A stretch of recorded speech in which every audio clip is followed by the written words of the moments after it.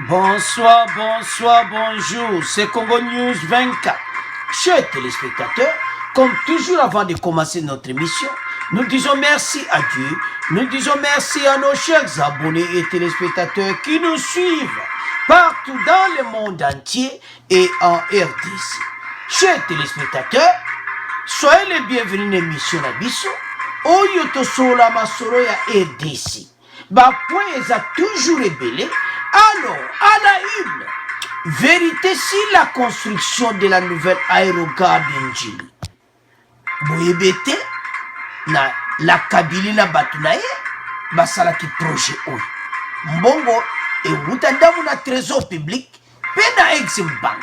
Alors, secret dévoilé, toko discuter en émission na biso.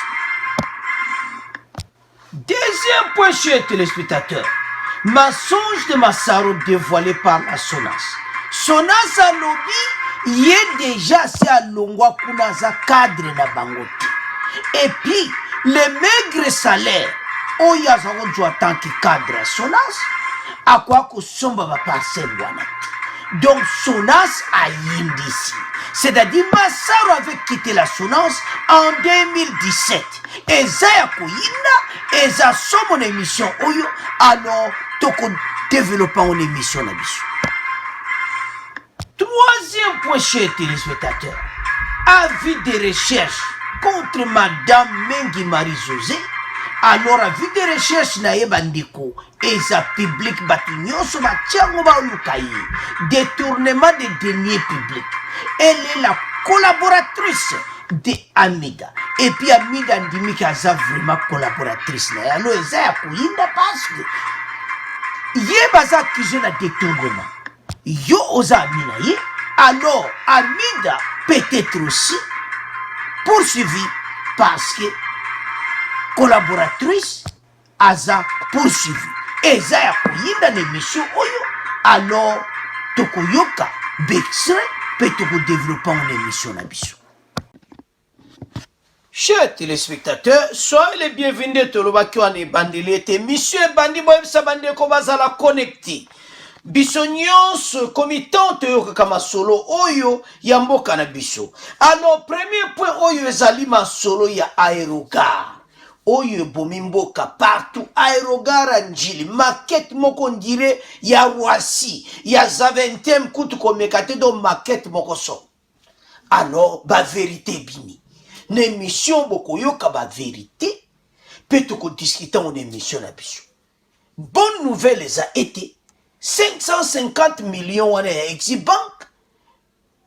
Nanu bazu yango te mais tu développer en émission. Alors l'on tombe en émission tu topes ça nanu ndenge nini premier partie tu ko aborder yango. Tu ko aborder yango ko expliquer na peuple. Ndenge nini bango banaki musala wana maquette wana présentation nango. Alors avant de progresser tolanda extrait oyo bongo to continuer mission na biso. Pona nyongo ya kotonga aérogare ya sika ya libanda ya mpepo ya Njili nanu etiami na misala te. Ezali kozela mbulamatari ya ekolo Congo démocratique endima mayoka maki eyebisi ambassade ya Chine na Kinshasa. Président ya kala Joseph Kabila abetaki piololo pona bobandi misala ya kotonga yango na 2018 kasi yango esalama te. Ekozala nyongo ex-bank Chine ekopesa RDC na crédit préférentiel pona efutama na mibutu kuminei. Ex-bank Chine efunda ekolo Congo démocratique te eyebisi ambassade ya Chine na koyanola na nungu ezali kotambola uto mwa mikolo. Alors, chers téléspectateurs, tu commune à premier point na biso. Oyo ya création ya pour construire aérogare. Alors, comme vous savez, il n'obama qui est belé. Mbongo monsieur fele uta na trésor public et mbongo monsieur uta na Exim Bank. Et ça bonne nouvelle pour les Congolais et te banque wana nano ba pesa kimbongo wana ti. Mais tout divisant en deux parties. Tokolobanan lui a 550 millions. Après, on va parler à trésor public. Oh, bango babanda ki misala o ti lelo ni rien n'est fait. L'ambassade de la Chine en République démocratique du Congo a levé l'équivoque. Le prêt de 550 millions de dollars accordé au gouvernement par Eximbank pour la construction de la nouvelle aérogare d'Indjili. Ambassadeur Amon Yekoloba, que voilà, il faut allumer l'équivoque. Dans un communiqué de l'ambassade de la Chine, parvenu à la rédaction de MCMT, l'accord de prêt entre le gouvernement et la banque chinoise n'est pas encore entré en vigueur et attend d'être validé par le gouvernement congolais. C'est-à-dire, Bakodaki 550 millions, bandimaki quoi. Mais, nanu eza validé par le gouvernement congolais pour verser mbongo wana. Alors, Bazozila était gouvernement congolais va valider yango comme ça, bango, bafuta mbongo wana. Et ça, projet moko eumelaka déjà, donc eumeli. Là, le gouvernement Kabila va montrer que ça les regards moko munene, pas ça soni. Et pas seulement à Kinshasa, et aussi à Lubumbashi. Mais, Bambongo, Tilelo, et ça, moi, mon boulot. Deux années, c'est parce que 550 millions oyo. Et ça, il n'a pas décaissé. Parce que ce qui bimaka. Eh, mais ça, mon boulot. L'ambassade de Chine confirme toutefois que la construction d'un nouvel aérogare d'Indjili sera financée par un crédit préférentiel accordé par Exim Bank Chine Auto Tilibinoana et va se rembourser sur une période de 20 ans. Alors, Yango et Monana qui était Bango ba pesa 550 millions. Soko ribimaka le Rwanda. Ah, Samba malamu. Fachi mbongo yango wana parce soko ekendaki pa batuana 550 millions mbele lo ezate mbele makambo erogaro na pe ekufino. Pourquoi toloba bon? Parce que le trésor public avait pespenda mbongo pour babana misala. Et jusqu'à présent, ba travaux wana bazolo bakeso salama, il n'y a rien. Batu bazolo le kaneroport anjili bazolo ba oh. Mais maquette wana tu monaka. Ba ipsi biso keso salama. Donc bongo à trésor public et les Canada. Voilà mauvaise volonté, il y a gouvernement, il y a Kabila. Ils ont vraiment mauvaise volonté. Oyo bango ba sali, eza kitokoti. Ba pesi mbongo ya ndenge wana. 550 millions bazozela. Mais na Trésor public avait avancé une partie d'argent pour Babanamisala. Mais rien ne marche. Le ministre des Transports a été convoqué au Sénat. On lui a posé des questions. Le ministre des Transports a dit que Misala est salamate pour la COVID-19.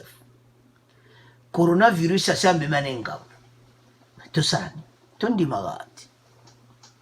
Alors, mbongo wana besoin na trésor public. Banda kala wana COVID to banango confirmé banonka mikolo eti. Batu baloba te. E banango kala te. Mais ils ont monana que vraiment tout ça na bonne foi te. Tout ça motema mabe. Mais ça qui to côté. paye comme marché boyité chez téléspectateurs.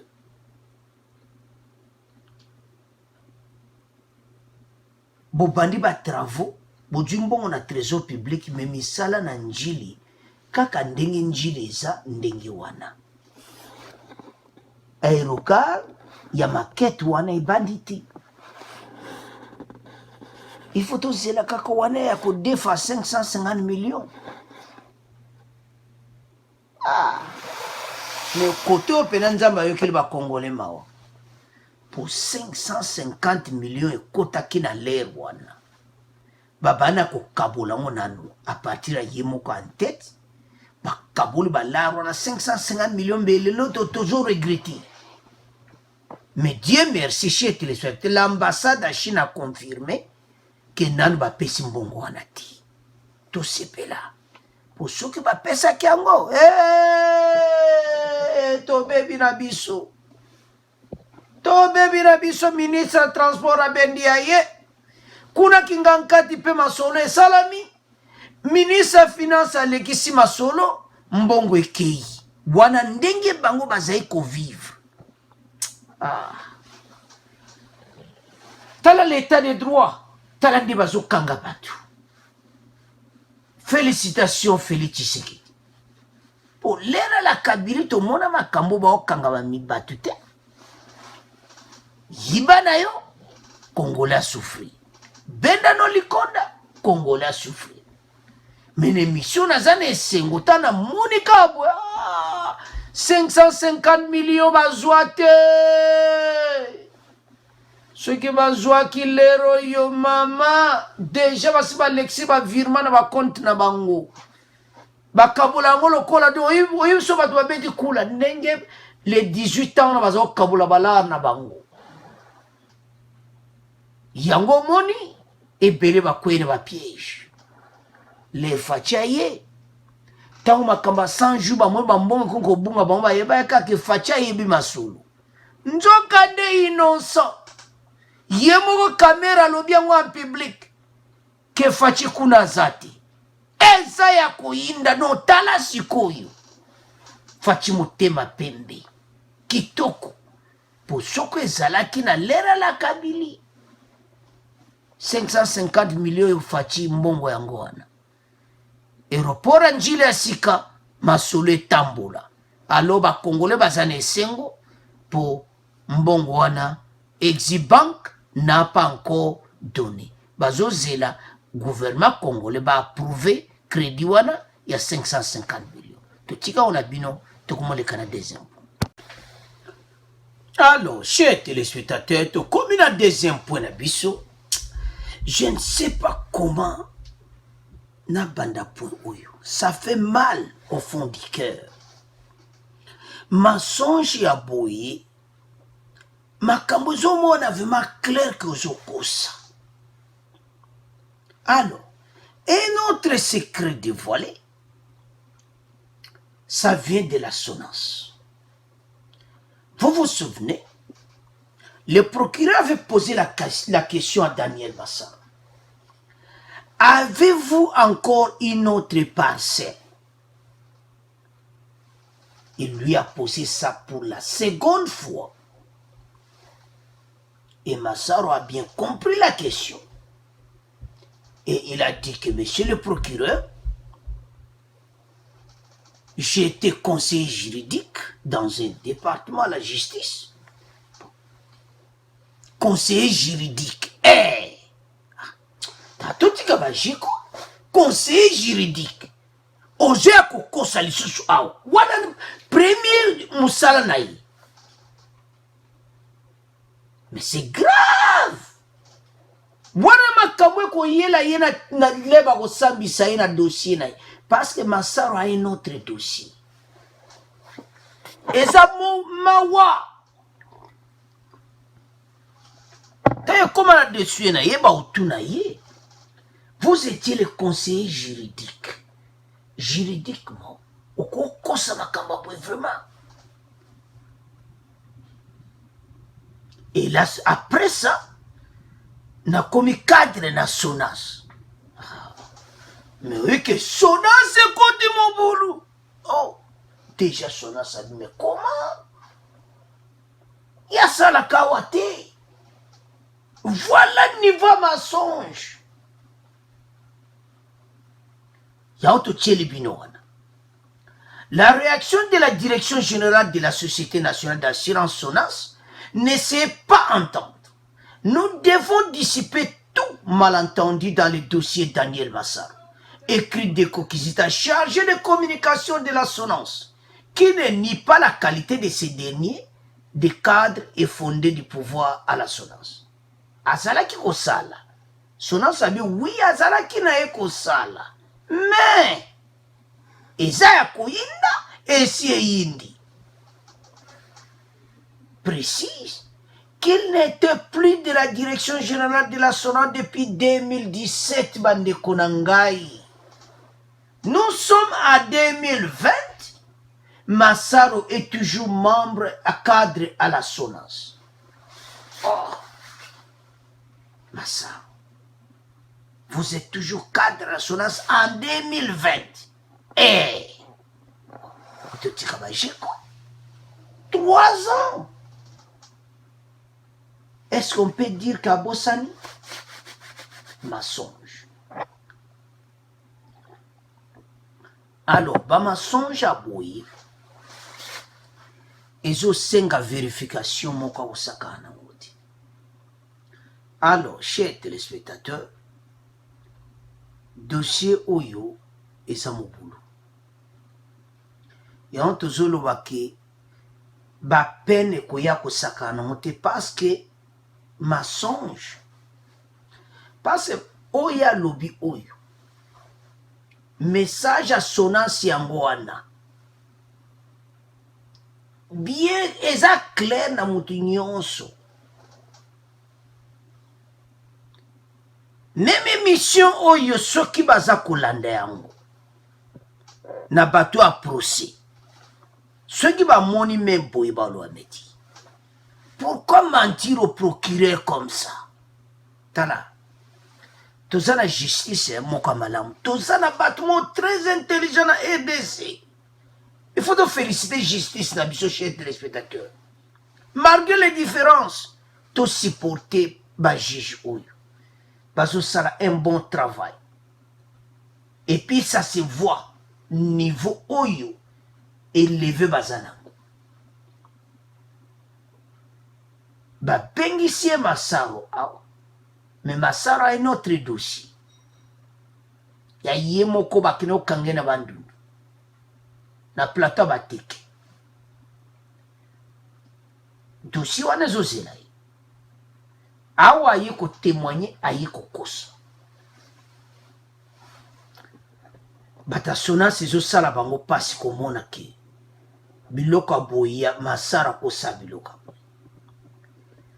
Deko qui s'ajoute que Daniel Massaro était affecté au sein d'une agence SONAS dont il assumait la fonction de technico-commercial. Ses absences à la SONAS, ses déplacements n'ont rien à voir avec l'actuel DG Moyewe Kofu, car il y a toute une direction pour gérer les présences et les absences des agences au sein de l'entreprise. Donc, on va préciser que Azakana été. Il n'était plus à cette direction depuis 2017.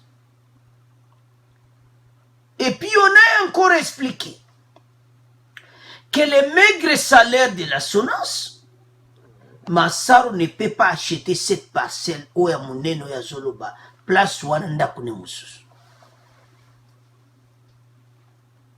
Et ça va mbongo à 100 jouer ça t'encapare, au leloyo, yé, a komi kanki, qui a tambolaka na voiture à président de la République.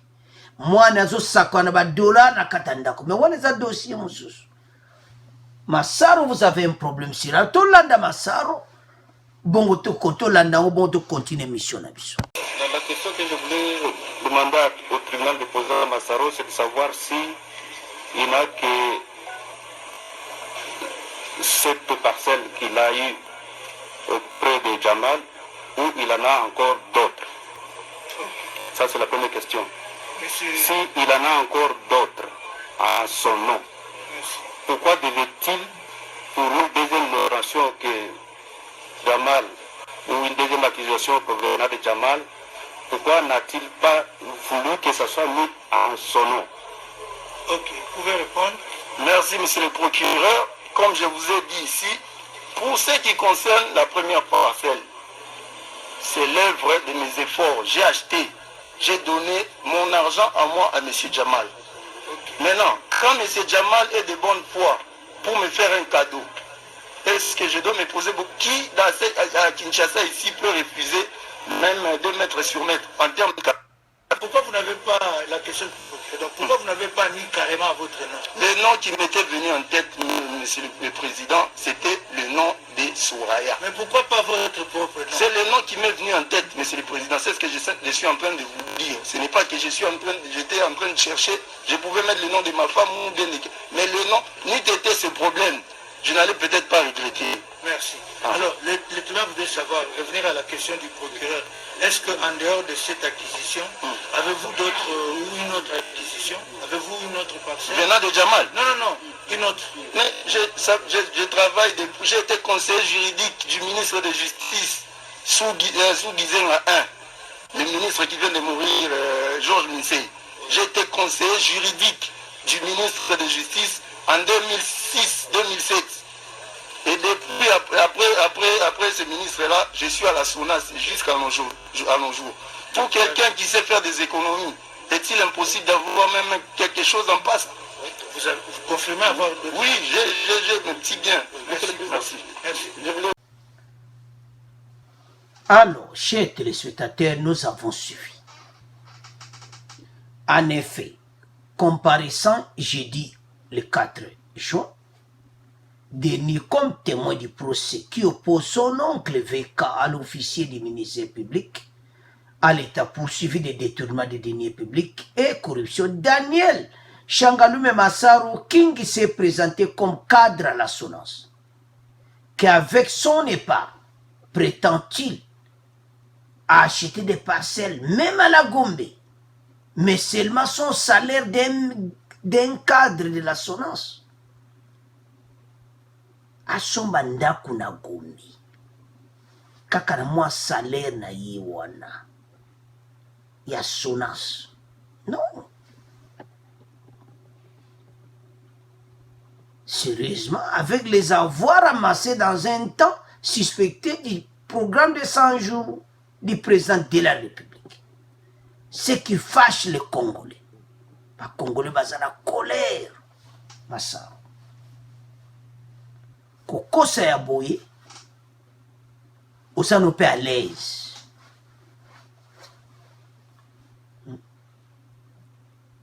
Un mensonge est un voleur. C'est comme ça. Alors, chers téléspectateurs, la SONAS bazana kanda moko kusakana uti. Et sali ba onki toguti.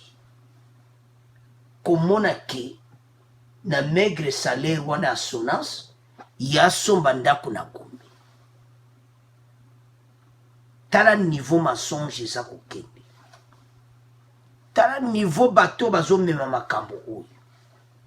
Alors bandeko eza mawa. Ce n'est pas possible. Pona komona makambo aboyi. Daniel Massaro amonaki ye gangi. Ayeba ete ke niveau yo makambo ezokende. Alors, chers téléspectateurs, totika mona bino. Po eza mawa. Komona lokuta boye, alors azana maboko ya justice. Bientôt, toko yoka oa ye moko tribunal, bako sangsana ba masonjo nyonso, alors aokota prison. Tokomoleka sikoyo na 3e point.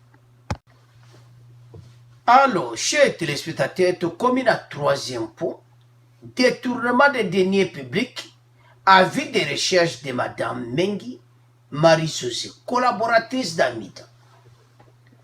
Tokolanda bexre wana pour épaiser son mémoire pourquoi avis de recherche oyo eye kobima. C'est samedi. Madame Mengi la collaboratrice ya Amida. Do bazawa momi opede bazo penda balikonda. Bambongo. Yango bozo mona ke aza poursuivi. Alors eza mawa. Kwa maseba som ndenge wana. Eza mawa tu. Parce que problème ezali awo eza ke Amida avait accepté. Et puis Amida pas cause la poursuivi. Ba juge baza très intelligent côté wana. Ba bengi lokola témoin. Mais ba yeba que makamba mwasi ekobima. Ils ont tous les dossiers. Balinga kabatwa confirmation. Si votre collaboratrice à qui vous avez confié tout, va contenir na Chine, Dubaï, va mboka ko verser na Robank, la collaboratrice de Oaza Mouyibi, Yopoza Mouyibi. Je m'excuse. Nebite bande kumsuba kumona kibaza ba proche ya Amida ba kumona omabe. Mais yozali collaboratrice na yi. Ye bazo lande na bambongo ya minene. Et puis vous acceptez que vous travaillez à Kanaye.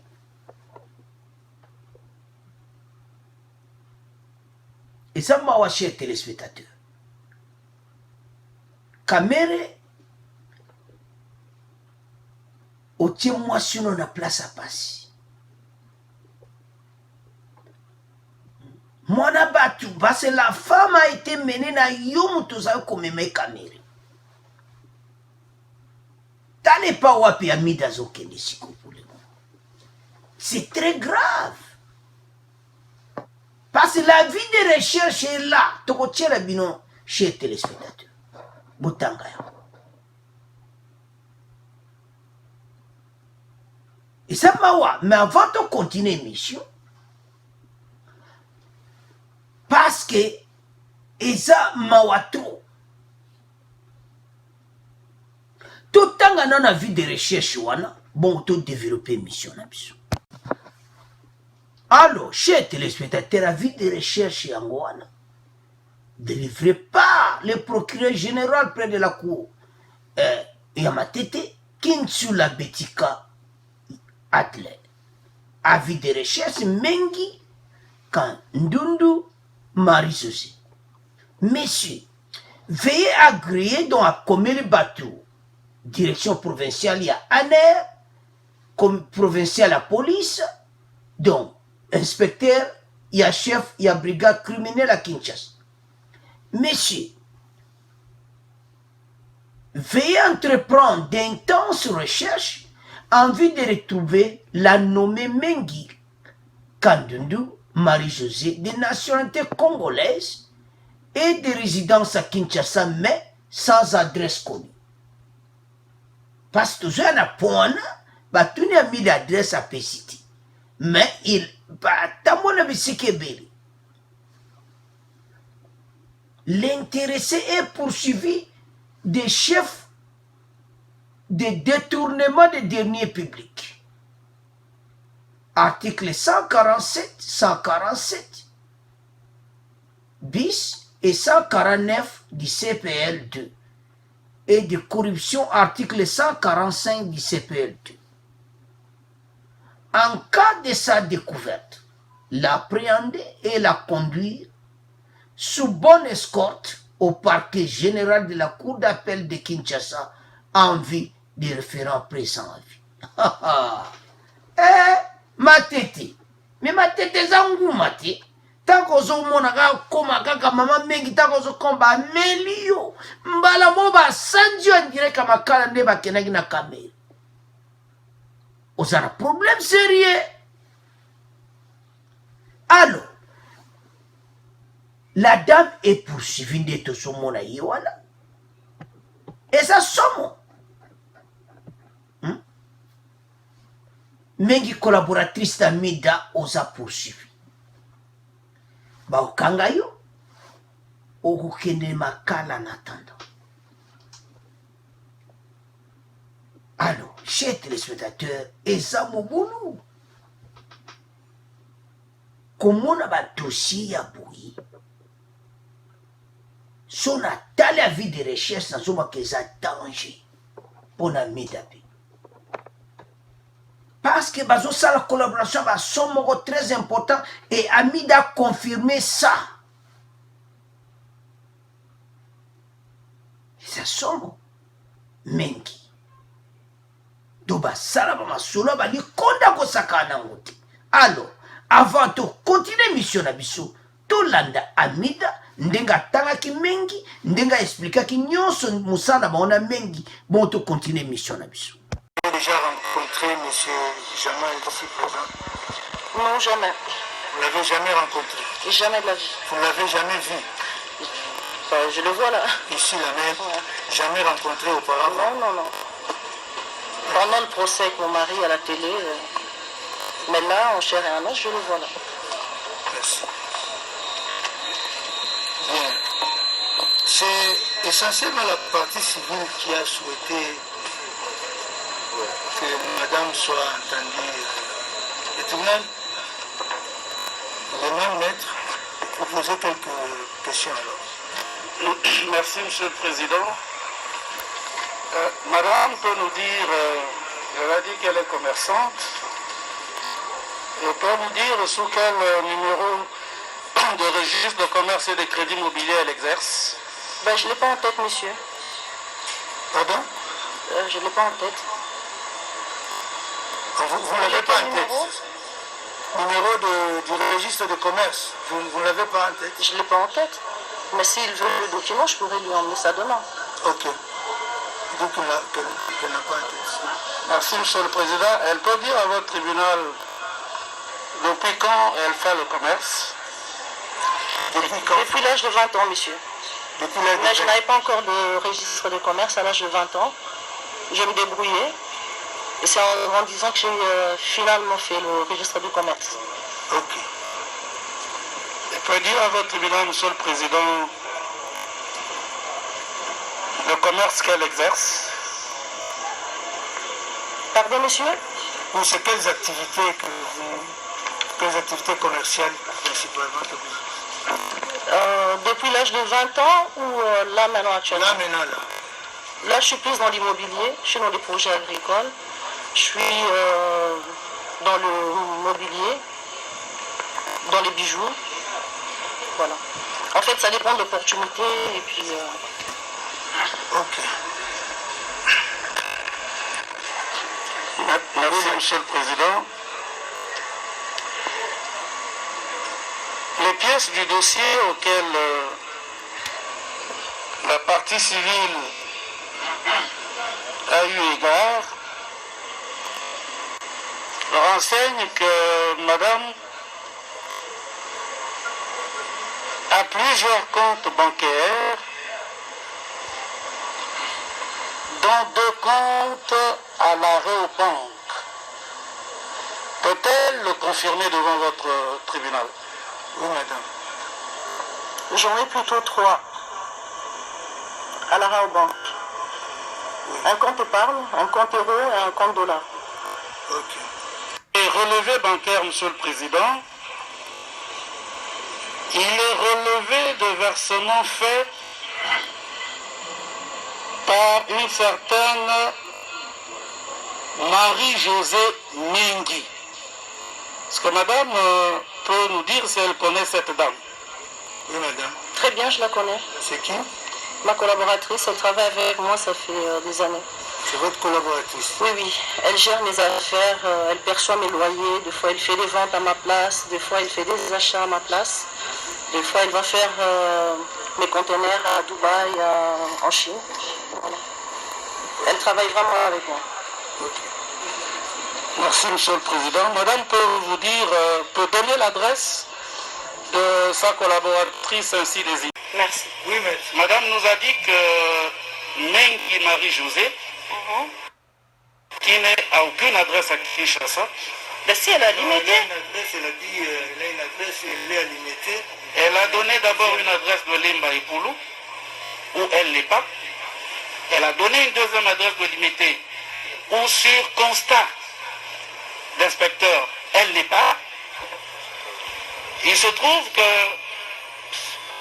le 30 décembre 2019,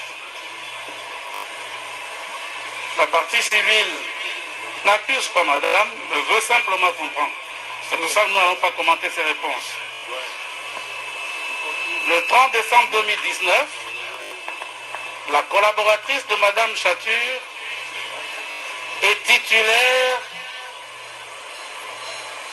d'un fonds. J'avoue que je n'en connais pas la valeur, mais c'est l'espace qu'on appelle l'espace Ngindou. Et la propriétaire, c'est madame Mengi Marie-José. Parce que madame sait si sa collaboratrice a acquis de la famille Takizala ce bien-là. Oui, madame. Mademoiselle, madame Mengi Marie-José, elle vit. Elle a une adresse. Je pense que si monsieur cherche très bien, il trouvera son adresse. Moi, je ne suis pas venue ici pour répondre pour madame Marie-José. Elle a une vie, c'est une femme mariée. Elle est entrepreneur, elle travaille, donc je pense qu'elle est très bien placée pour expliquer ce qui est de sa vie privée. Je ne suis pas là pour répondre sur ces questions-là, mais je la connais. Voilà, c'est tout ce que je peux dire. Merci, monsieur le président. Peut-être une avant-dernière question. Oui, monsieur. Monsieur Donatien, chef de division au cadastre, a mis à... Alors, chers téléspectateurs, tout développement malembe, tout le monde a comment a mis dans un problème sérieux. Donc, a mis dans Okangai. Pourquoi? Un, la dame a pensé qu'il y a un bon qui n'est pas versé, Mengi, ou a poursuivi pour le moment, des deniers publics. A versé un bon compte, et puis, à l'obé que bazana va travailler depuis plusieurs années ensemble. Donc ils travaillent ensemble, bazo salle ensemble.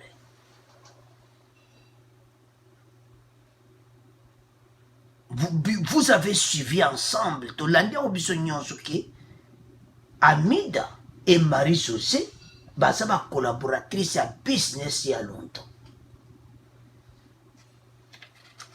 Donc, à ça quoi, comme accepter en haut devant la télévision, nous sommes là.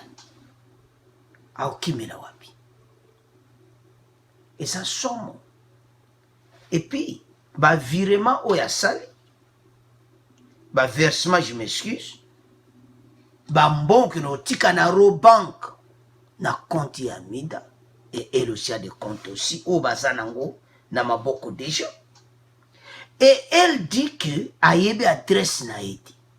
Au moins, il place problème et yak. Vous travaillez avec quelqu'un. Quelqu'une, je m'excuse. Azo que le coup détourné Babilo Konayo, à quel tu vas contenir Chine Diba et tout ça.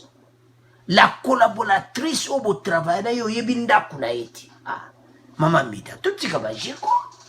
On dit que ça va congolais, ça va coller. Ça na collé. Oyebinda kunaiti. Et bâtonnier au hasard dans le ministère public a lobby très bien maison civile que parce que ça a besoin de bon zonga na caisse à l'État. Bango baza Paris parti civil baza penana ba mbongo zonga. Alors et puis vérifier que ça a adresse et azana passé espace propriété batangi le nom si que Takizala. Donc au moment qu'il avait acquis ça, après à raisonner au moment que caméra zotalaï Tant ya zolo bazotala na kamera. Ba signal moko ya mystique ezawa na bo comprendre kaka. Keba wa kamera zolo bana ndenga misu kaka. Kebako oya ko bimisa basekela. Oh, kamera zaki mal à l'aise. Tant ba komi na ba pona. Avocat caméra nous intervenir. Babi non, pose à la calme. Oh ya ya awa pona témoignage mais ça te que ba tu ne va question na o eza boza retard. Mais aussi ministère public ba leke bino maele. Ba témoin mais tu dis bonne note. Kaka après wana mbala moko avis de recherche. Ah matete bazelaka te po kuna soki ata mokolo kaka mengi bakozeba melie mbala moko makala aza en fuite ndenge aza wana oyebi likambo tokimi mpona pas d'adresse fixe. Alors problème toza nango awa eza ya mida siko chez téléspectateur ezosalanga mpasi parce tokomi mpena na dossier siko parce que la collaboratrice aza poursuivi et Amida a lobby qui va travailler depuis plusieurs années. Alors, question non tout bande ko basa kotuna. Donc Amida pe ba okangai. Alors, na ndenge bazokena ezaki bakanga mama. Mama oya koloba vérité que non ba laro na kutu. Ngaya batuti. Eza nani Amida. Oh, ba okanga sikona Amida ba okangai. Station za mubulu. Yongo na mida nda zaona na ibte sa zola la bapongi. Kamere. Obali mwase mwana batu. Mwase kitoko bwe okotie na ba business aboy. Na mwase amope. Pasi musupe akolo bake non makambo eza clair te. Oyebisi mobali na yo atika. Mais bino bo koti nango peno ya kobenda balati na suka ba congolais baza ko souffrir. Alors message ba congolais pas Kamere et Amida et l'autre là en fuite mengi marizuzi on a besoin ya mbongo na zonga na trésor public ba congolais bazo souffrir et ce mot na clair. Alors message qu'on a naloba na Kamere ou pesi RDC soni na niveau moko impossible. Bato ya INC o bazolanda ba fanatique nyonso a Kamere. Ça me fait mal soza fanatique na yo zolanda me émission na biso oyo moto ya INC oloba makambo bozayi koloba ya acharne mais comme le temps que bino nyonso bozoloba mabe que voilà bakangisi ye acharnement politique bosenga beskis et pas président de la République bosenga en tout cas alimbisa bino boyokaki ye moko chef na bino Kamere azoloba ke faci kutu na makambo wana ayebi kutu yango te donc azomene makambo ne ye moko Kamere tala mwana bata balie mwana bata okende prison parce que ça se voit. Amida sera arrêté na makambo ils sont moins clair parce on a tabakanga na Marie-José parce à Loïc ba wumel naï. Mais quand je lis la vie de recherche on dit que détournement de deniers publics donc cette dame a détourné alors que cette dame travaillait pour Amida. Si elle travaillait pour Amida elle a détourné donc c'est Amida qui a détourné. Kamere a un problème sérieux. Ils ont risqué que yona momi na makala. Mama kamango siko. Alors, chez téléspectateurs, eza mawa, to tika mona bino. Parce que situation eza mawa to. To résumé mission na biso. Premier point. To loba qui était aérogar. Mbongo wana 550 millions banque à Chine na pesa ki yango te. To ça ne sengo po soka pesa ki yango. Et moi ne te po ya trésor public ko babana misala ti le misala regard et banditi alors que ba jeja mbongo na trésor public po babanda en attendant mbongo mingi ya. Alors deuxième point to lobi ya Daniel Massaro mensonge ne sonance à contredire qu'il y a za sur la sonance vérité dévoilée.